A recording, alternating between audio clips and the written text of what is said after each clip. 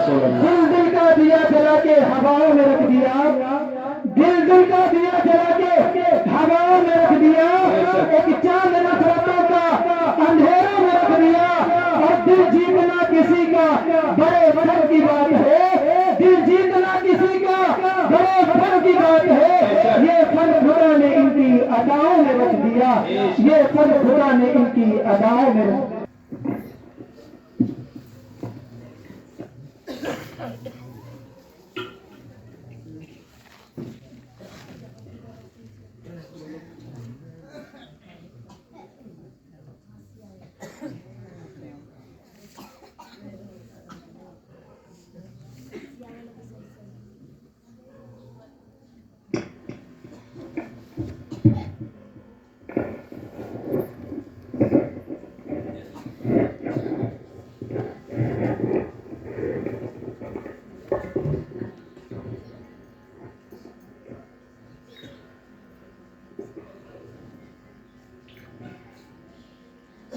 Stage پر جلوہ فرما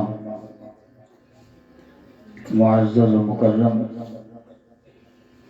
علماء کرام، سامعین اہل سنت، پردہ نشین خواتین ماں اور بہنوں، بالخصوص میرے عم محترم عالم نبیل فاضل جلیل جامع معقول و منقولات حضرت علامہ مولانا ایوب رضا صاحب قبلہ مقدس اللہ العالی خلیفہ حضور غیاث ملت جلوہ فرما ہے، ان کی بارگاہ میں بھی، آپ سب کی بارگاہ میں بھی بڑے ادب کے ساتھ سلام پیش کرتا ہوں. السلام علیکم ورحمۃ اللہ وبرکاتہ. وعلیکم السلام ورحمۃ اللہ وبرکاتہ. الحمد للہ الذي فضل سيدنا ومولانا محمدا صلی اللہ تعالی علیہ وسلم علی العالمین جميعا وأقامه إلى يوم القيامة للمذنبين المتلوثين الخطائين الهالكين شفيعا، فصلى الله تعالى عليه وعلى كل من هو محبوب ومرضي لديه صلاة تبقى وتدوم بدوام الملك الحي القيوم. وأشهد أن لا إله إلا الله وحده لا شريك له، ونشهد أن سيدنا ومولانا محمدا عبده ورسوله. أما بعد فأعوذ بالله من الشيطان الرجيم. بسم الله الرحمن الرحيم. ولو أنهم إذ ظلموا أنفسهم جاءوك فاستغفروا الله واستغفر لهم الرسول لوجدوا الله توابا رحيما. وقال النبي صلى الله تعالى عليه وسلم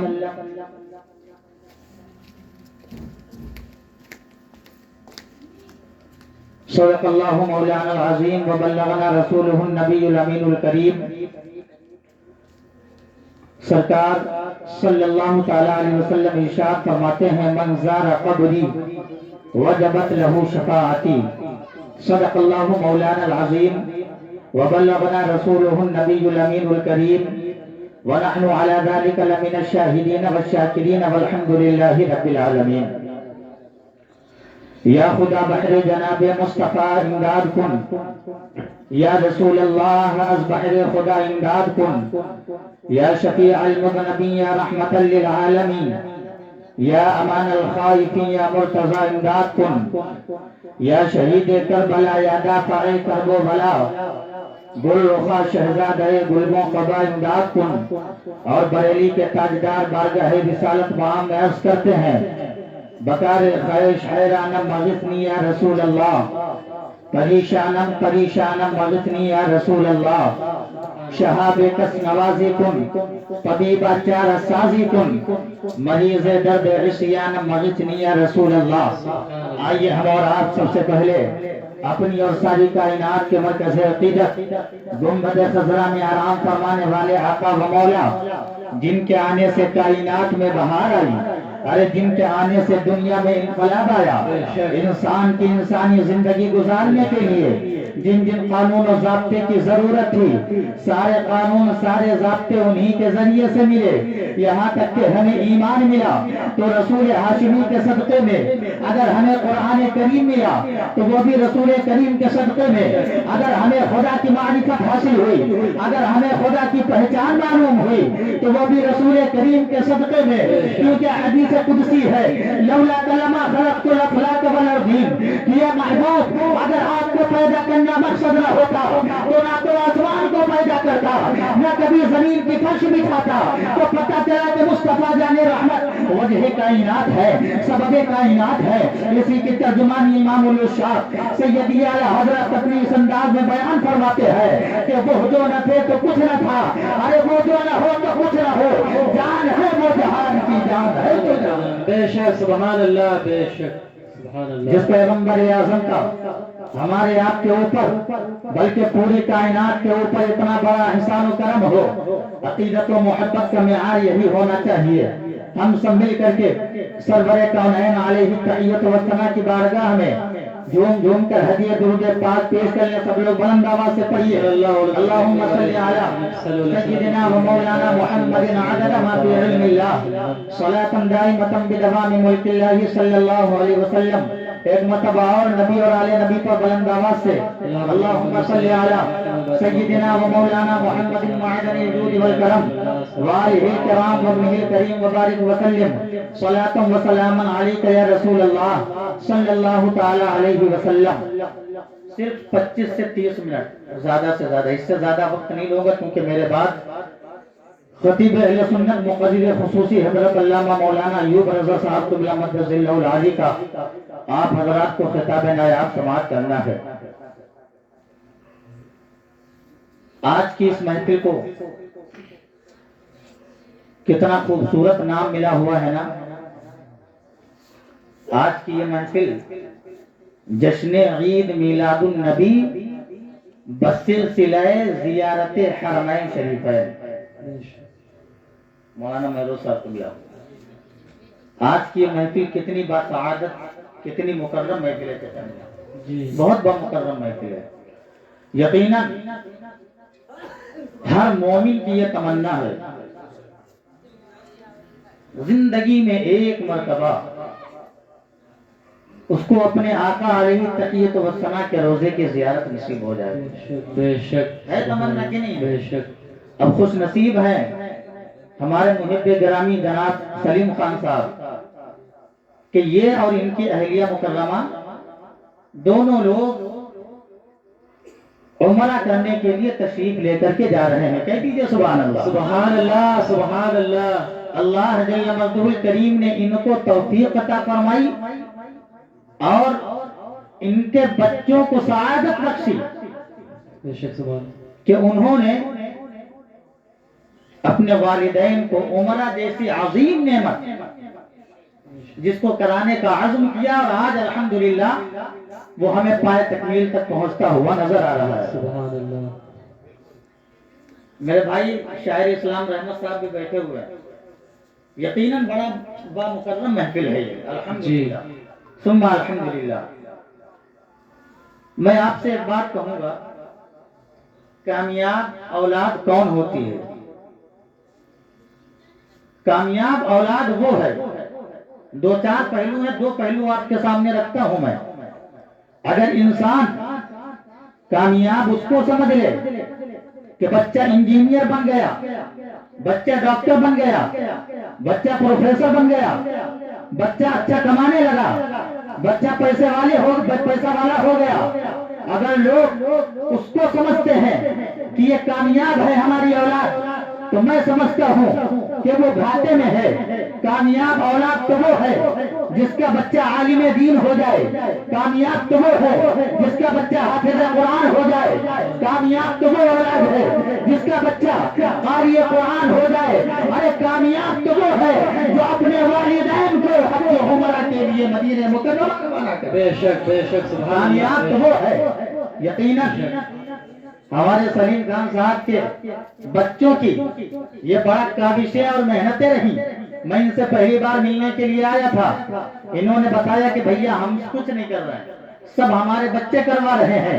کتنے یہاں پہ اولاد بیٹھی ہے, میں چاہتا ہوں کہ سب کے دلوں میں یہ بات جاگزی ہو جائے کہ آج نہیں تو کل, کل نہیں تو پرسوں, انشاءاللہ آنے والے وقت میں ہم بھی اسی طریقے سے, جس طریقے سے سلیم بھائی کے بچوں نے اپنے والد اور والدہ کو عمرہ کے لیے مدینہ مکرمہ اور مکہ مکرمہ بھیجنے کا عزم کیا ہے, اسی طریقے سے ہم بھی اپنے والدین کو ایک دن انشاءاللہ مدینہ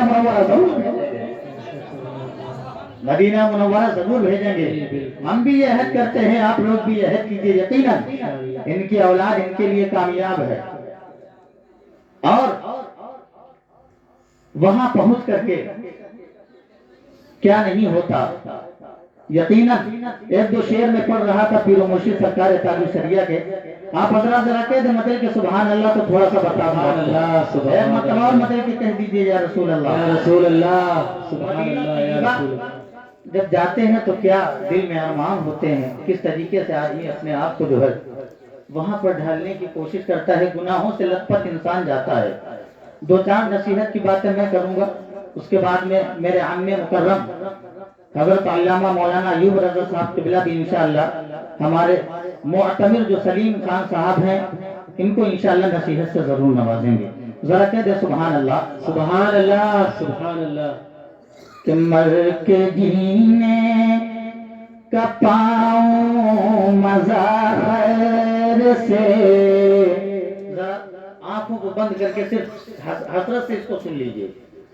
مر کے جینے کا پاؤں مزہ خیر سے, مر کے جینے کا پاؤں مزہ خیر سے, ارے راہ طیبہ میں آئے قضا خیر سے, راہ طیبہ میں آئے قضا خیر سے.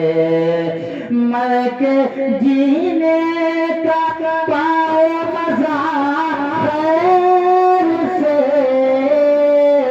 ارے راہ طیبہ میں آئے قضا خیر سے, کیجئے میرے حق میں دعا خیر سے.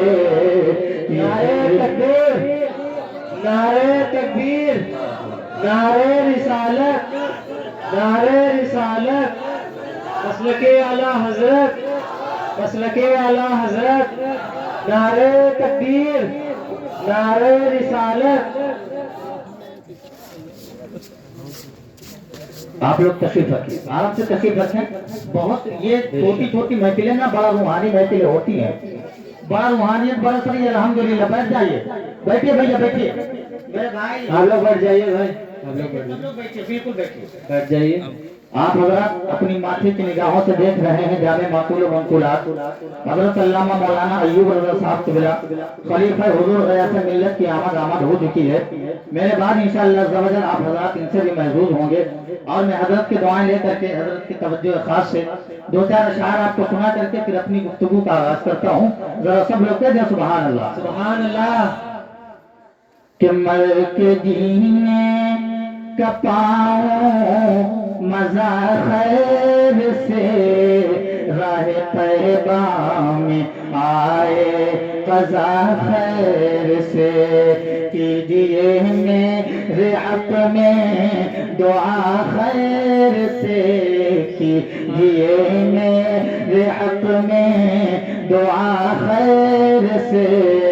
خاک طیبہ ہو میری بجا خیر سے, خاک طیبہ ہو میری بجا خیر سے.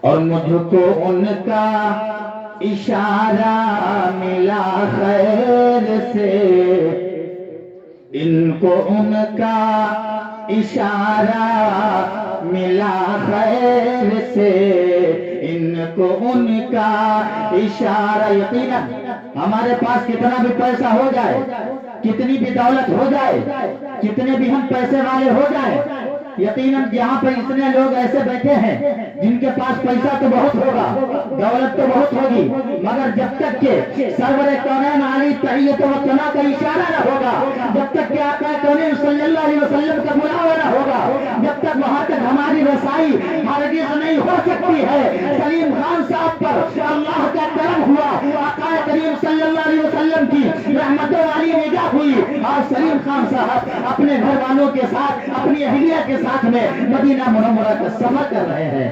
یقیناً ان کو اشارہ ملا ہوا ہے، ان کو اشارہ ملا ہے، اسی لیے وہاں جا رہے ہیں۔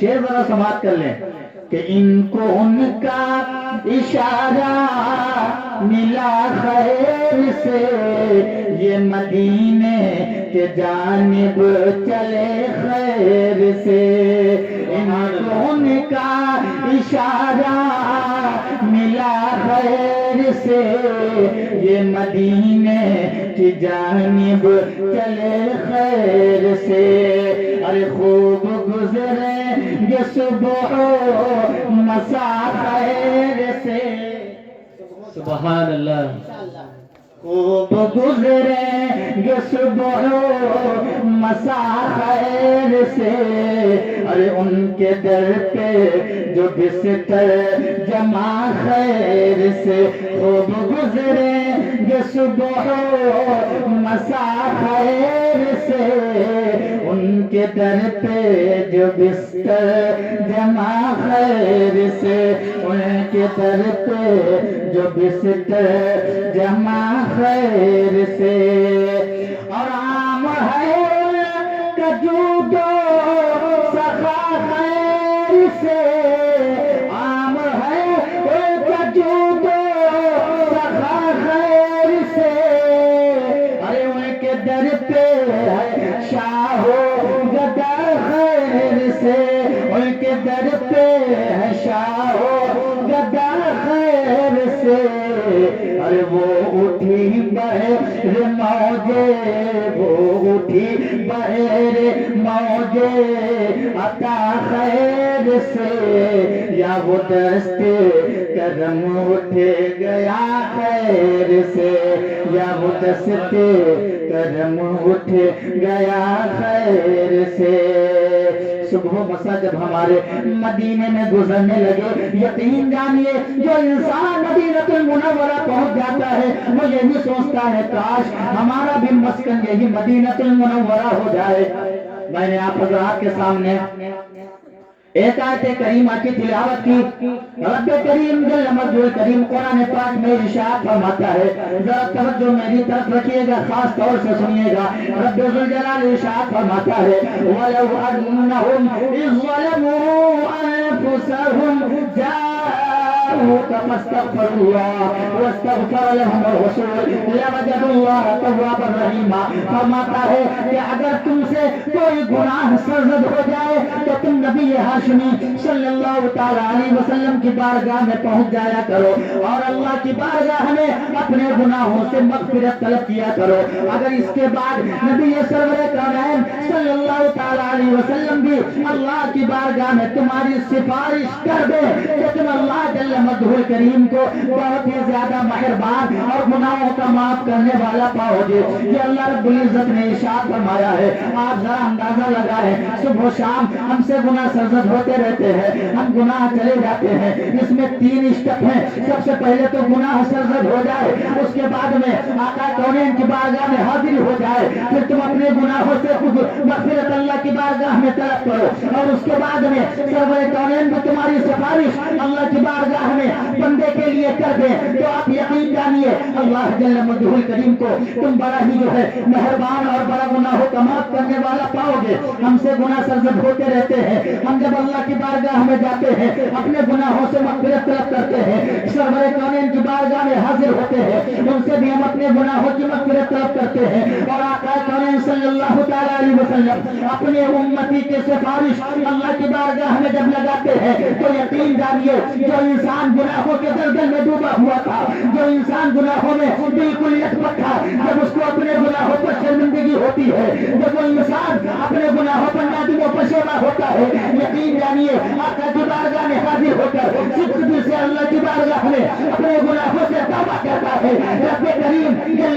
کریم اپنے حبیب کے وسیلے سے اس کے گناہوں کو معاف فرما دیا کرتا ہے. بے شک سبحان اللہ سبحان اللہ بے شک. اور معاف بھی کیوں نہ فرمائے، سفارش کرنے والے سرور کونین صلی اللہ تعالیٰ علیہ وسلم ہے. قرآن پاک میں کہا جا رہا نہیں ہے حضور، سمجھ رہے ہیں آپ؟ جو کہتے ہیں نا کہ صرف مکہ چلے جائیے، مدینہ جا کے کیا فائدہ، سمجھ رہے ہیں آپ؟ مدینہ شریف کیوں نہیں جائیں گے آپ؟ ایک دلیل آپ بتا دیجئے جائیں گے کیوں نہیں؟ ہم 50 دلیل آپ کو دے سکتے ہیں. مدینہ المنورہ ہماری جان ہے، وہاں پر اس لیے کہ سرور کونین علیہ تحیت و ثنا ہے. جب دلائل کی بات آئے گی تو یقیناً دلائل بھی دیے جائیں گے، اس لیے کہ سرور کونین کی بارگاہ میں حاضری کی سعادت اس بنا پر ہے.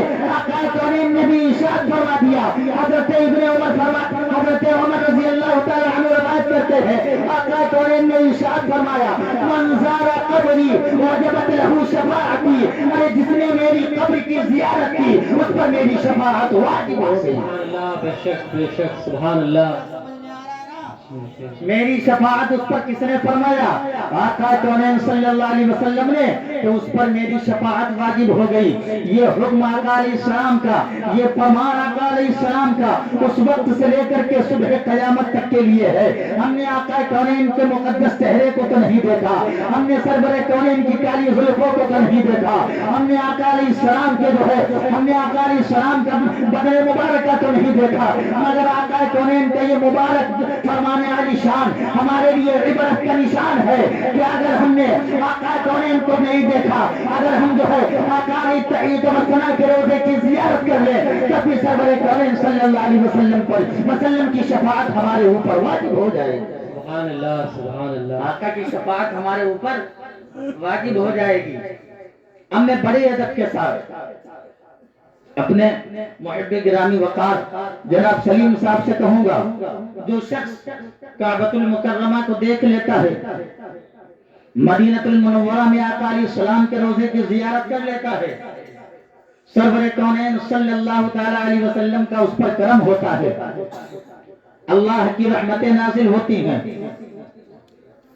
اور جو شخص عمرہ کرتا ہے، اللہ جل مجدہ الکریم اس کے صغائر گناہوں کو بخش دیتا ہے.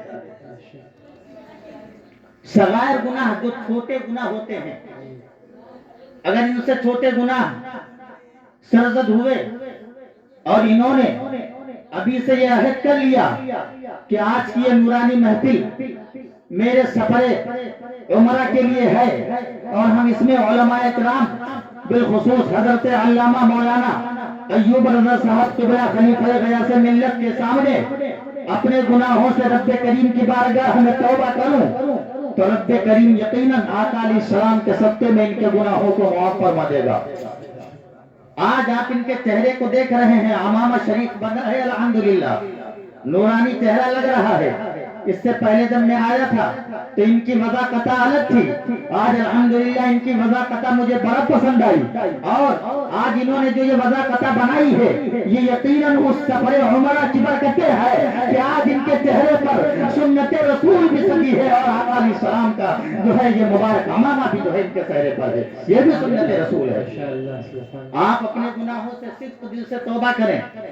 واپس آنے کے بعد میں آپ نے جب گناہوں سے توبہ کر لیا تو آپ قطعاً کسی طریقے کے کوئی گناہ کے قریب ہرگز نہ جائیں. اس لیے کہ جتنے آپ کے گاؤں کے لوگ بیٹھے ہیں، اس میں سے کچھ لوگوں نے آپ کا بچپن بڑھا اور جوانی اور یہ آپ بڑھاپے کی منزل میں ہے سب دیکھا ہوگا. آپ کا سارا معاملات ان کے سامنے ہے، مگر آج جب اللہ کی بارگاہ میں آپ توبہ کر کے آقا علیہ السلام کی بارگاہ میں جائیں گے نا، سرور کونین علیہ تحیت و ثنا کی بارگاہ میں پہنچیں گے اور اللہ رب العزت کا وہ مبارک گھر دیکھیں گے، تو یقین جانیے گناہوں کی سیاہی آپ کے دل سے دھل جائے گی اگر آپ صرف دل سے اللہ کی بارگاہ میں توبہ کر لیں گے.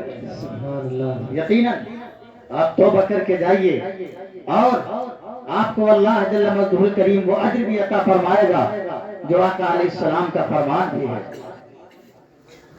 مدینہ شریف کیسی مبارک جگہ ہے. مدینہ شریف کا نام آتا ہے یقیناً دل مچل اٹھتا ہے. مومن کی یہی معراج ہے کہ اس کو آقا علیہ السلام کا دیدار، ان کے روزے کا دیدار ہو جائے۔ مدینہ شریف ہے کیا؟ امام مالک رحمہ اللہ، ہمارے 4 امام ہیں، حضرت امام اعظم ابو حنیفہ، حضرت امام شافعی، حضرت امام حنبل، اور چوتھے امام ہے حضرت امام مالک، جن کی ہم تقلید و پیروی کرتے ہیں۔ ان کا نام حضرت امام اعظم ہے۔ حضرت امام اعظم رحمہ اللہ کی ہم مسائل شرعیہ میں پیروی اور ان کی جو ہے تقلید کرتے ہیں۔ مگر حضرت امام مالک کے بارے میں آپ کو بتاؤں، مدینہ المنورہ گئے ہوئے ہیں، آقا علیہ السلام کی بارگاہ میں حاضری کے لیے جا رہے ہیں، حج کر لیا ہے، آقا علیہ السلام کی بارگاہ میں حاضری دینے کے لیے جا رہے ہیں، وہ بھی اسی آیت کریمہ پر عمل کر رہے ہیں۔ وَلَوْ أَنَّهُمْ ظَلَمُوا أَنفُسَهُمْ جَاءُوا فَاسْتَغْفَرُوا اللَّهَ وَاسْتَغْفَرَ لَهُمُ الرَّسُولُ لَوَجَدُوا اللَّهَ تَوَّابًا رَحِيمًا۔ اسی آیت کریمہ پر عمل کرتے ہوئے سرور کونین کی بارگاہ میں اسی حدیث پاک کو جو ہے اپنا نمونہ بنا کر کے، منظار قبری وجبت رہو شفاعتی، اپنے دل میں بسا کر کے آقا کریم کی بارگاہ میں حاضری کے لیے جا رہے ہیں، آقا کریم صلی اللہ علیہ وسلم کی بارگاہ میں جا رہے ہیں۔ جب آقا علیہ السلام کی بارگاہ میں پہنچنے لگے، جب مدینہ تجربہ کی راہیں آنے لگی، انہوں نے اپنے مبارک اپنے قدموں سے چپلوں کو اتار لیا اور مدینہ منورہ کی مبارک راہوں پر پیدل سفر کرنے لگے۔ چلتے چلتے اچانک حضرت امام مالک کے مبارک پیر میں ایک کانٹا چبھ جاتا ہے۔ حضرت امام مالک رحمہ اللہ نے کانٹا نکالا نہیں، بلکہ اپنے پیر کو تھوڑا سا ٹیڑھا کیا اور ٹیڑھا کر کے حضرت امام مالک آقا کی بارگاہ میں چلتے چلے جا رہے ہیں، چلتے چلے جا رہے ہیں۔ ذرا کہہ دیجیے سبحان اللہ۔ حضرت امام مالک رحمہ اللہ آقا علیہ السلام کی بارگاہ میں چلتے چلے جا رہے ہیں، چلتے چلے جا رہے ہیں۔ آپ کو آپ کے ایک ساتھی نے دیکھا کہ حضرت امام مالک رحمہ اللہ اپنے پیر کو ٹیڑھا کیے ہوئے ہیں، صحیح سے چل نہیں پا رہے ہیں۔ آگے آئے اور پوچھا، حضور کیا بات ہے، آپ کے پیر میں کوئی تکلیف ہے کیا، آپ اس طریقے سے کیوں چل رہے ہیں؟ حضرت امام مالک نے کہا، میرے پیر میں ایک مدینہ کا کانٹا چبھ گیا ہے۔ کہہ دیجیے سبحان اللہ۔ میرے پیر میں مدینہ المنورہ کا ایک کانٹا چبھ گیا ہے۔ میں آپ کو مدینے کی فضیلت بتانا چاہتا ہوں، ذرا غور سے سنیے، کہہ دیجیے سبحان اللہ۔ حضرت امام مالک رحمہ اللہ فرماتے ہیں کہ میرے پیر میں ایک کانٹا چبھ گیا ہے۔ آپ کے ساتھی نے کہا، حضور کانٹے کو باہر نکال دیجیے تاکہ آپ کو چلنے میں آسانی ہو جائے، تاکہ آپ کو چلنے میں جو ہے جو مشقت ہے وہ ختم ہو جائے۔ حضرت امام مالک نے کہا، میں اس کانٹے کو نکالوں گا نہیں، جب میں قریب میں پہنچوں گا تو کانٹے کو نکال لوں گا۔ اس کی وجہ یہ ہے کہ جب میں بارگاہ خداوندی میں پہنچوں گا تو جو میں نے مسائل شریعہ کا استنباط کیا ہے وہ میں مسائل اللہ کی بارگاہ میں پیش نہیں کروں گا۔ میں نے جو ہے جو مسائل نکالے ہیں، جو کتابیں لکھی ہیں، جو مسائل بتائے ہیں قرآن و حدیث سے، میں اس کو اللہ کی بارگاہ میں نہیں بلکہ یہ مدینہ المنورہ کے کانٹے کا لگا ہوا نشان رب کریم کی بارگاہ میں دکھا دوں گا کہ اے رب کریم، میں تیری بارگاہ میں اور کچھ نہ لا سکا بلکہ یہ مدینہ المنورہ کا کانٹا ہے، میں اس کو تیری بارگاہ میں لے کر کے آیا ہوں۔ سبحان اللہ، سبحان اللہ، بے شک سبحان اللہ۔ انہوں نے کہا کہ مدینہ المنورہ کے کانٹے کا نشان وہ میں تیری بارگاہ میں لے کر کے آیا ہوں۔ آپ اندازہ تو لگائیں کتنی شان والا ہے مدینہ المنورہ۔ مدینہ المنورہ کے فضاؤں میں، وہاں کی ہواؤں میں، وہاں کی جو ہے در و دیوار میں وہ خوشبو ہے، وہ خوشبو ہے، وہ خوشبو ہے۔ کیا ایسی خوشبو آپ کو کہیں مل نہیں سکتی، اس لیے کہ وہاں سرور کونین صلی اللہ تعالی علیہ وسلم آرام فرما ہے۔ سبحان اللہ، بے شک سبحان اللہ، صلی اللہ تعالی علیہ وسلم آرام فرما ہے، اسی وجہ سے وہاں کی خوشبو کا یہ حال ہے۔ وہاں تشریف لے کر کے جا رہے ہیں۔ ایک بات اور میں کہوں کہ جب مکہ المکرمہ پر ان کی پہلی نظر پڑے، جب آپ جائیے گا نہا دھو کر کے وضو بنا کر کے کعبہ شریف میں حاضری کے لیے، سب سے پہلے آنکھوں کو بند کر لیجئے گا۔ میں نے سنا ہے اپنے والد گرامی سے، میرے والد گرامی الحمدللہ ابھی 1-2 سال پہلے ہی عمرہ کی سعادتوں سے سرفراز ہوئے ہیں، بتا رہے تھے کہ کچھ سیڑھیاں اترنے کے بعد میں تب سامنے آپ کو کعبہ شریف نظر آئے گا۔ سیڑھیوں پر چلتے چلتے آنکھیں بند کر لیجئے، اس کے بعد میں جب آپ آنکھ کھولیے تو آپ کی نگاہ کعبۃ اللہ شریف پر ہو، اور دل میں جو بھی نیک دعائیں ہیں وہ سب دعا کرتے رہیے گا. اور بزرگوں نے یہ فرمایا ہے کہ بغیر پلک جھپکائے ہوئے جو بھی نیک دعائیں آپ پہلی نظر کعبۃ اللہ شریف پر پڑے، جو بھی دعا آپ کریں گے اللہ رب العزت ان دعاؤں کو ضرور قبول بے فرمائے. شک بے شک سبحان اللہ بے شک. دعا نہ کر پائیے گا تو کم از کم ربنا آتنا فی الدنیا حسنہ وفی الآخرۃ حسنہ وقنا عذاب النار کہنے کے بعد میں، گناہوں سے معافی کے بعد میں اللہ کی بارگاہ میں یہ کہہ لیجئے گا کہ اے اللہ مجھے مستجاب الدعوات بنا دے. بے شک یہ دعا ضرور کر لیجئے گا. مستجاب الدعوات اس کو کہتے ہیں کہ اللہ رب العزت جس کی کوئی بھی دعا رد نہیں فرماتا ہے. جو بھی نیک جائز دعائیں ہوتی ہیں اگر اس میں کوئی حکمت پنہا نہیں ہوتی ہے تو رب کریم مستجاب الدعوات کی تمام دعاؤں کو اپنی بارگاہ میں قبول فرما لیتا ہے. سبحان اللہ سبحان اللہ بے شک. اور جو نصیحتیں ہیں میرے ہم نے محترم چچا میاں بیٹھے ہیں الحمدللہ حضرت کے خطاب میں بھی نصیحتیں آپ ضرور سماعت کریں گے. میں تو یہ کہوں گا کہ عاشق رسول وہ ہوتا ہے جو مدینہ المنورہ طرف کر کے پہنچ جاتا ہے. عاشق رسول وہ ہوتا ہے جو اپنی یادوں میں ہمیشہ مدینہ المنورہ کو بسا کر کے رکھتا ہے. عاشق رسول وہ ہوتا ہے جو آقا کریم پر درود پاک پڑھا کرتا ہے. عاشق رسول وہ ہوتا ہے جو نمازوں کو کبھی چھوڑتا نہیں ہے، نماز پنجگانہ پر جماعت ادا کرتا ہے. اس لیے کہ جو مصطفیٰ سے عشق کرنے والا ہوگا وہ مصطفیٰ کے فرمان پر بھی عمل کرنے بے شک سبحان اللہ بے شک. مصطفیٰ کے فرمان پر بھی عمل کرنے والا ہوگا. محب گرامی جناب سلیم صاحب آپ عہد کر لیجئے کہ آج کی تاریخ سے لے کر کے جب تک میری زندگی رہے گی کوئی بھی نماز انشاءاللہ سب اگر ہم قضا نہیں کریں گے، تمام نماز انشاءاللہ با جماعت ادا کریں گے. ہم سب لوگ اس بارے میں جو ہے عہد کریں. یہی خاص نہیں ہے، ہم بھی خاص ہیں، آپ بھی خاص ہیں. سب پر نماز فرض ہے. نماز فرض ہوں، نمازیں ہم پر فرض ہیں. اور اگر نمازیں ہم سے جو قضا ہو گئی ہیں، ایسا ہے یہ کہا جاتا ہے کہ جب کوئی حج و عمرہ کے لیے جاتا ہے وہ اس طریقے سے واپس آتا ہے کہ جیسے اپنی ماں کے پیٹ سے آج ہی پیدا ہوا ہو. بے شک بالکل سچ ہے. مگر جو فرائض ان پر ہے، مثلا اس نے نماز چھوڑی ہے، مثلا اس نے جو ہے نمازوں کو قضا کیا ہے، روزوں کو قضا کیا ہے، زکات ادا نہیں کی ہے، جو فرائض ہیں، فرائض جتنے چھوٹے ہیں ان کا حساب کتاب کر کے جب تک ان کو ادا نہیں کر لے گا اللہ رب العزت ان فرائض کو معاف نہیں فرمائے گا. بے شک آپ یقین جان لیجیے، یہ مت سوچئے کہ ہم چلے جائیں گے ہمارے گناہ، بے شک جائیے، جانا تو ضروری ہے، مگر جو فرائض ہیں ان کو بھی ہمیں ادا کرنا ہے. عاشق رسول ہوتا کون ہے؟ عاشق رسول وہی ہے جو آقا پر درود پڑھتا رہے اور مصطفیٰ کریم کے جو ہے فرمان پر عمل کرتا رہے، وہی عاشق رسول ہوتا ہے. حضرات عاشق رسول حضرت مولانا عبد الرحمن جامی رحمہ اللہ، کون نہیں جانتا ان کو، بہت بڑے عالم دین ہے، بہت بڑے عاشق رسول ہے. جب انہوں نے ایک نعت پاک لکھی سرکار صلی اللہ تعالی علیہ وسلم کی بارگاہ میں، تنم فرسود جا پارا زہی جرا یا رسول اللہ، آقا علیہ السلام کی بارگاہ میں یہ نعت پاک انہوں نے لکھی. اس کے بعد میں یہ عہد کیا کہ میں حج و عمرہ کروں گا، میں آقا علیہ السلام کی بارگاہ میں حاضری دوں گا.